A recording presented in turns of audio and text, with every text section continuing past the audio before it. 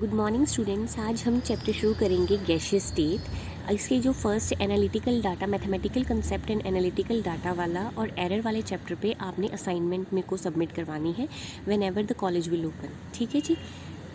उसके बाद अब हम चैप्टर शुरू करेंगे गैसियस स्टेट। गैसियस स्टेट में सबसे पहले आती है बेटा काइनेटिक गैस इक्वेशन। ये इक्वेशन बेटा आपने +1 में पढ़ी हुई है। काइनेटिक गैस इक्वेशन जो होती है उसमें काइनेटिक थ्योरी ऑफ गैसेस के 7 पॉइंट्स थे। अगर आपको +1 के पॉइंट्स याद हो कि जो हर एक गैस मॉलिक्यूल है वो छोटे छोटे गैस जो है, टोटल गैस वो छोटे छोटे पार्टिकल से मिलके बनी है जिसे कहते हैं मॉलिक्यूल्स।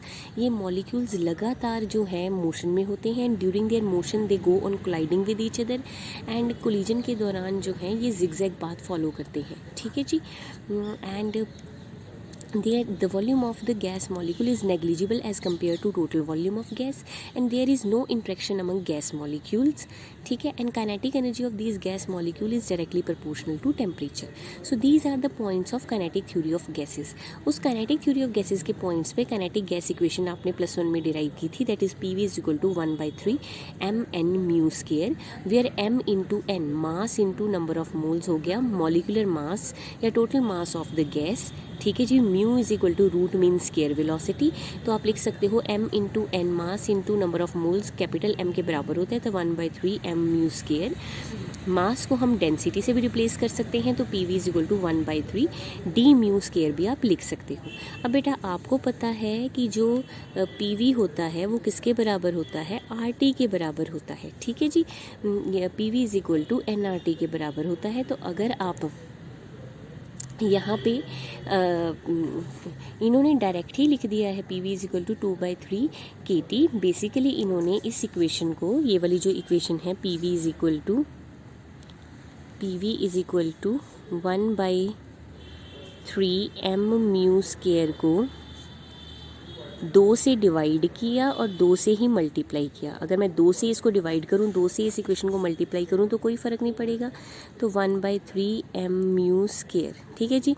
जब आपने 2 से डिवाइड किया, 2 से ही मल्टीप्लाई किया, तो अगर मैं 2/3 को बाहर निकाल दूं तो बचे क्या क्या बने, half m mu square. Half m mu square, अगर आपको काइनेटिक एनर्जी का फॉर्मूला याद हो तो काइनेटिक एनर्जी होती है half mv square, half into mass into velocity का स्केयर। तो इसकी जगह मैं लिख सकती हूँ kinetic energy.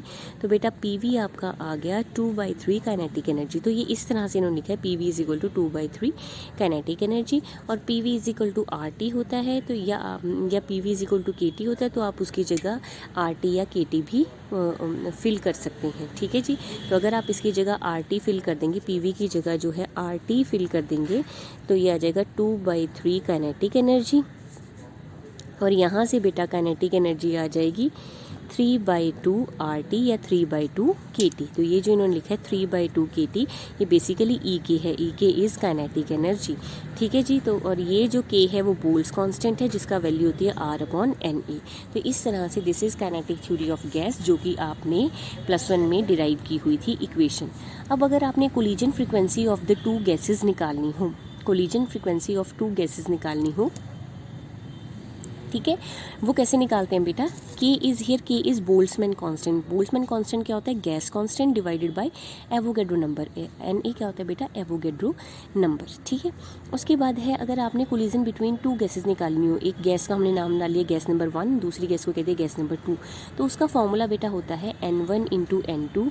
Sigma is velocity, sigma is mean free path, sigma 1, 2 का square into 8 πRT divided by mu का 1/2। ठीक है जी। अगर कोलिजन फ्रिक्वेंसी ऑफ 2 गैसेज निकालनी हो तो Z, कोलिजन फ्रिक्वेंसी को Z से रिप्रेजेंट करते हैं, 1, 2 N1 N2 सिग्मा 1, 2 का स्केयर 8 πRT अपॉन म्यू का 1/2, मतलब √8 πRT अपॉन म्यू भी कह सकते हैं। सिग्मा 1, 2 कैसे निकालना है बेटा, it is mean free path, तो sigma 1 plus sigma 2 divided by 2। This is the collision frequency between 2 gases. ठीक है जी। मोस्ट प्रोबेबल वेलोसिटी, ये भी आपने +1 में पढ़ी हुई है। अल्फा को निकालने का फॉर्म, मोस्ट प्रोबेबल वेलोसिटी होती है the velocity possessed by maximum number of molecule. इसको अल्फा से रिप्रेजेंट करते हैं। इसका फॉर्मूला होता है √2 RT अपॉन M। और अगर R/NA कर दें तो वो हो जाएगा Boltzmann constant 2 KT upon M। Average velocity होती है मॉलिक्यूल्स की एवरेज वेलोसिटी। एवरेज, जैसे हम एवरेज स्पीड निकालते हैं वैसे ही एवरेज वेलोसिटी होती है। एवरेज वेलोसिटी का फॉर्मूला होता है √8 RT अपॉन πm।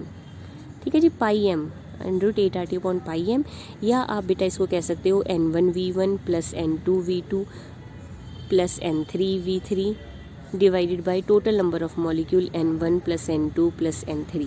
ऐसे भी आप एवरेज निकाल सकते हो।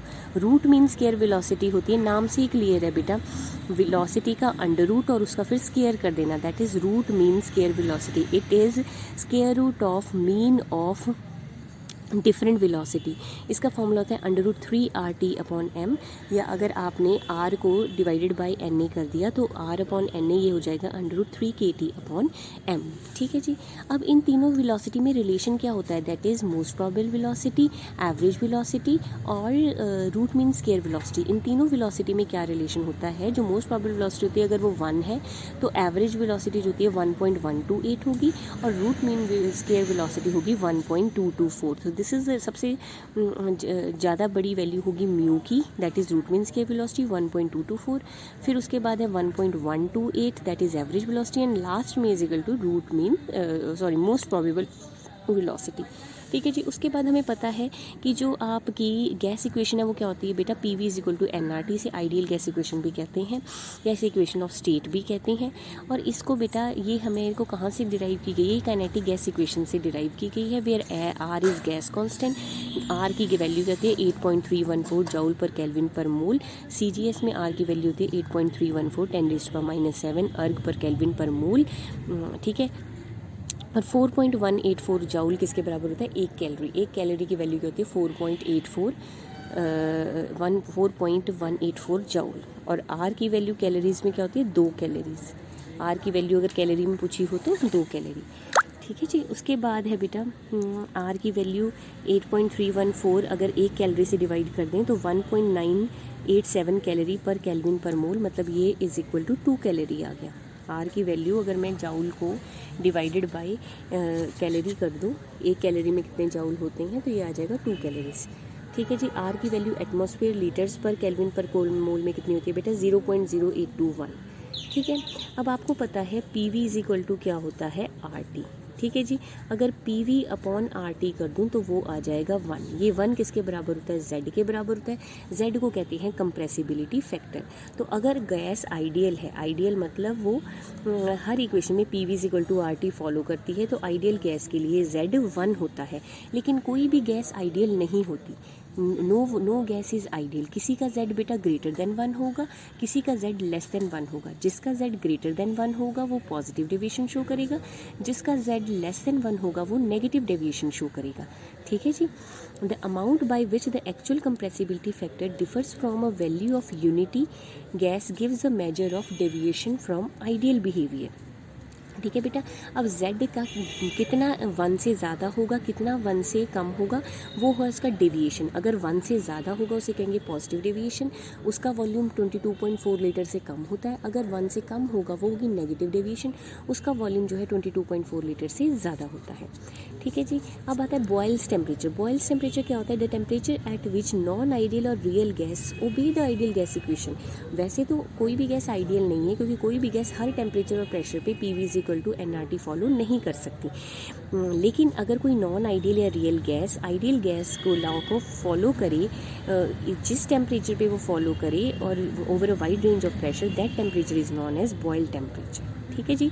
Wonder Waals equation of state. अगर आपको काइनेटिक थ्योरी ऑफ गैसेज याद होगा तो काइनेटिक थ्योरी ऑफ गैसेज के 2 पॉइंट बेटा गलत थे। एक point with respect to volume गलत था। नॉर्मल हमारी इक्वेशन ऑफ स्टेट होती है PV = RT। Kinetic theory of gases ने कहा था volume occupied by gas molecule is negligible as compare to total volume of gas. कि हमारी गैस के वॉल्यूम का जो गैस मॉलिक्यूल का वॉल्यूम है वो नेग्लिजिबल है टोटल वॉल्यूम के अकॉर्डिंगली। तो हमें वॉल्यूम में चेंज करना पड़ा था क्योंकि ये पॉइंट गलत था, V - B = RT। और एक पॉइंट ये काइनेटिक थ्योरी ऑफ गैसेज ने कहा था कि there is no interaction among gas molecule, पर एक्चुअल में गैस मॉलिक्यूल में इंट्रैक्शन होती है और वो एक दूसरे पे प्रेशर एक्सर्ट करते हैं। तो बेटा हमें प्रेशर में कुछ ना कुछ ऐड करना पड़ा था। ठीक है, = RT। अब हम जब पहली इक्वेशन और दूसरी इक्वेशन को ऐड करते हैं तो टोटल इक्वेशन कंबाइन करके आ जाती है P + A/V², V - B = RT for 1 mole and for n mole P + AN²/V² into V - NB = nRT। ठीक है जी। Where A is pressure correction होती है। ए क्या है बेटा, प्रेशर करेक्शन, और उसकी जो वैल्यू है वो फोर्स ऑफ अट्रैक्शन से निकाली जाती है because it is attraction coefficient. और जो बी होता है वो होता है एक्सक्लूडेड वॉल्यूम। ठीक है, ये जो काइनेटिक थ्योरी ऑफ गैसेस है उसकी मैं वीडियो आपको सेपरेट से भेज देती हूँ, जिसमें आपको van der Waals equation of state भी आ जाएगी, काइनेटिक गैस इक्वेशन भी आ जाएगी, और ए और बी का सिग्निफिकेंस भी आ जाएगा। तो ये वाली वीडियो है, मैं 2 वीडियो आज भेज देती हूँ, आप इसको ध्यान से देख लें। उसमें सारी काइनेटिक थ्योरी ऑफ गैसेस, उसके पॉइंट, उसकी डेरिवेशन, और साथ ही साथ उसके ये सारे वॉन डेर वाल इक्वेशन के पॉइंट्स भी क्लियर हो जाएंगे। ओके बेटा, थैंक यू।